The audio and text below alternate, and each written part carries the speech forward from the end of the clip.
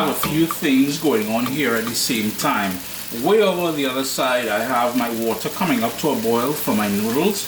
I have 4 chicken breasts here, boneless. Olive oil, salt, black pepper, nothing else. Yeah, well, they're going to talk about seasoning and all that, but hey, cold strong, look over here. This is where the flavor and all that is going to come from.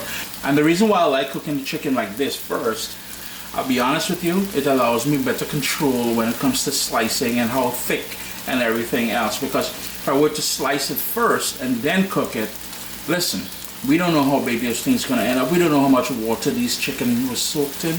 We just don't know. Yeah. Beautiful colors and everything else. I've got mushroom all sliced up, onion, bell pepper, garlic, some sesame oil. Yeah, I'm not the biggest fan of sesame oil, but it works in this chow mein. This is a vegetable mix that I just purchased at the grocery store. So there's carrot, purple cabbage, some kale. There's a few other things in here. You know, just get that mixed pack and you're good to go. Because the reason being is it's a great opportunity for you to sneak vegetables into a dish so your children aren't aware of what's going on. Yeah, you gotta fool them sometimes. You gotta sneak one past them. Yeah, but convenience, and that's the only reason why I'm using this mix. If you want to chop carrots up and cabbage and everything else up yourself, hey, feel free to do so. Some grated ginger, hoisin, oyster sauce, mushroom flavored soy sauce, and a bit of sweetness. I want to pull a bit of sweetness in here with that sweet chili sauce. My noodles are all cooked now, and yo, we gotta give Guyana their flowers. Guyanese make the best chow mein in my humble opinion. You can't beat it.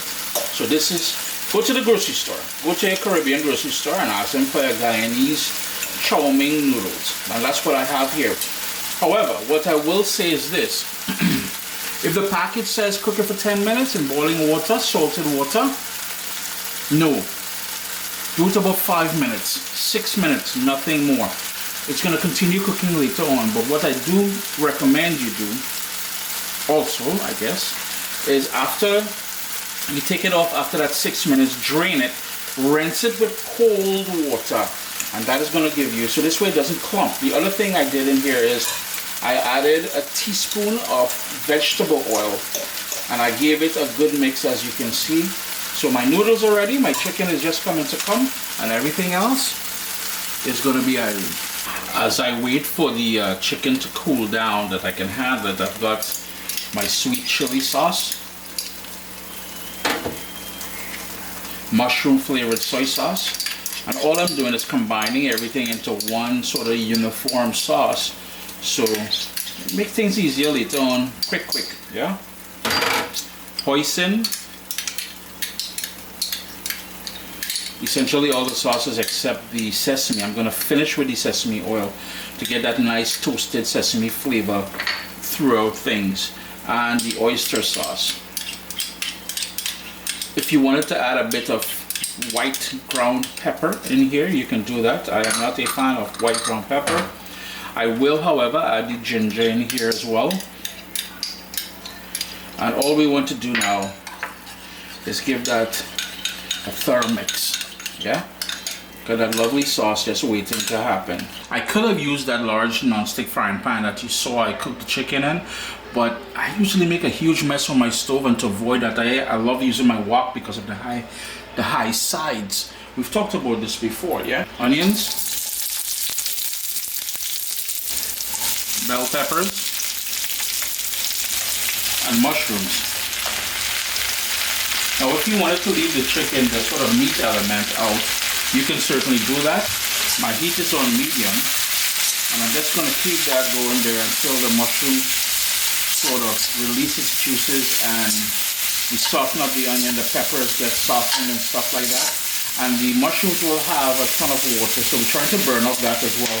We're not trying to make things overly soggy. One thing I wanted to point out here is I'm trying to use the sides of the wok. So I'm pushing the mushrooms and peppers up the sides, giving me more real estate, more cooking surface, because I really want to pull out all those flavors from there. And if they pile on each other, all that's going to happen, it's going to create steam. Steam means water, water means soggy. So yeah, try to utilize the sides of the wok as well.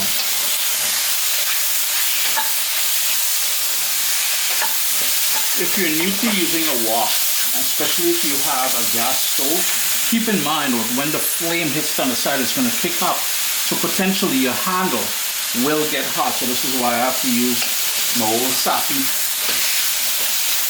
At this point, it's been about 4 minutes. I'm going to add that chunky cut up crush slash, if you want to crush it, you can do it, but it's garlic. Garlic is going in there at this point. That garlic is going to give it a lovely smoky flavor as well too. And you know, if you really want that deep smoke flavor, you can turn up the heat a bit higher on your wok, yeah? But the reason why I'm adding the garlic now is because I don't want it to burn. A minute after adding the garlic, I'm going to go in with all of my greenery. And you know, earlier that I was talking about all that's in here. I also noticed there's Brussels sprouts in here as well too. So yeah, you get all kind of niceness here from that, yeah? It's got a lovely colors. You know, we eat with our eyes first, so you got to appreciate all the lovely colors that we're seeing in here. And you know, that kale, it's one of the only ways I really truly like kale, yeah? Now, if you don't have kale and you want to use cabbage or spinach or something, rock that. Just gonna shift things up to the sides a little. Make room on the bottom in the center there. And that is where we're gonna add that sauce. I'm gonna hit that a tablespoon of water, rinse it out, and that sauce is gonna go in there because we want that sauce to heat up. I'll add the pre-cooked chicken in the center there now, and I'm gonna give that chicken a toss in that sauce because I want it to pick up some of that flavor, yeah? Just before we mix everything in. Time to add the noodles to the pot. And you notice how no clumping. Yo man, you're gonna love that little tip I gave you there about the cool water and a tiny bit of vegetable oil. And being very gentle, I'm gonna start working and mixing and combining all of these lovely flavors and textures and ingredients and everything else together. Now if you wanted to use shrimp, you know, earlier I talked about not using chicken if you wanted to keep it somewhat vegetable friendly. You can certainly do shrimp as well. What I would do is cook the shrimp for about a minute or two, nothing more. And at the end here, that is when I would add that shrimp to the pot. Now you'll notice I didn't add any salt. I did salt the water when I was boiling the noodles as per package instructions, but because I know there's a high amount of sodium in the soy sauce and all the different sauces that we added there, I was like, nah, we don't really need it, but taste it. Now the other thing is, if you wanted to give this a bit of a heat, a bit of a kick, you can always add some Scotch bonnet pepper, some bird's eye chili, whatever it is you have available, yeah? I'm just warming this through now, letting that noodle soak up that sauce, and just look at that now.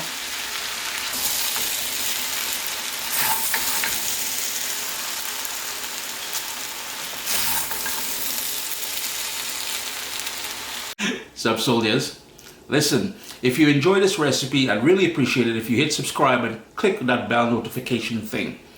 If you've made the recipe, take a picture and send it to me, email address down here.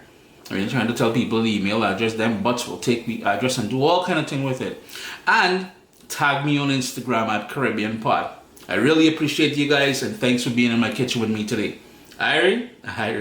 And the very last thing we need to do, remember we have that sesame oil. We're just going to drizzle that sesame oil all over. We're going to give that a mix. Shut off the stove. Allow the residual heat to make that sesame oil pop. Chris here, CaribbeanPot.com. Always a pleasure having you all in the kitchen with me. A wicked little chow mein. Yo, chicken chow mein is a one pot kind of something. So remember what I said there. I know earlier I am, well, technically I boil the noodles in a pot and I fry the chicken. There's really not one pot. We used 3 pots. But if you recall earlier I said you can complete the dish, yeah, in the frying pan that you made the chicken. Irene made that a little tappity tap. Yo, Noodles, go in there, boy. I'm going to tuck in now. It's lunchtime. Alright?